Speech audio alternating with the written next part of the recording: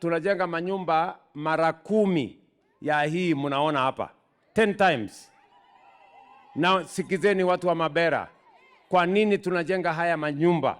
Tunajenga haya manyumba kwa sababu ardhi ambayo tunatumia tuko nayo haiongezeki, wananchi wanaongezeka, na tukiendelea kukatakata mashamba kule mashambani, tutakosa mahali ya kuzalisha chakula, tutakosa mahali ya kuchunga ng'ombe zetu na mifugo zetu, na tutaingia kwa hali ya njaa. Ni kweli ama si kweli?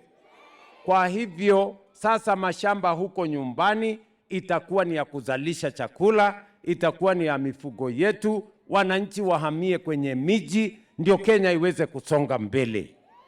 Ama namna gani bana? Tuko pamoja? Tuko pamoja? Si mumesikia tunaenda mbele? Hata Singapore tutafika. Kwani nyinyi si munaona manyumba mrefu mrefu Singapore? Nyinyi mnafikiri ilimea? Si ilijengwa kama vile tunapojenga hapa? Sasa ile nyumba 500 nakuja kujenga hapa Mabera haitakuwa 4th floor kama hii, tutajenga nyumba ghorofa 10 hapa Mabera.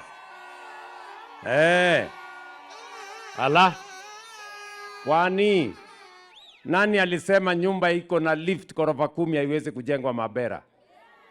Ni lini Mabera itajulikana? Si ni wakati wa kujulikana Mabera, si ni hii? Ni lini Kuria hii itaonekana? Saa hizi tunaendelea kujenga manyumba kule Ntimaru, tunajenga hapa, tunajenga Migori yote. Hapa Migori tumeweka pesa ya serikali ya kujenga nyumba 8,000. Bilioni 20 iko hapa. Ni mnanielewa? Mnasema tuendelee na kazi ama mnasemaje?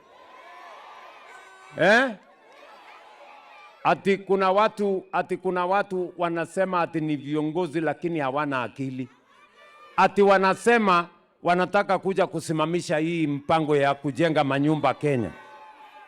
Wale ni wajinga ama si wajinga? Ni wajinga kidogo ama ni wajinga zaidi?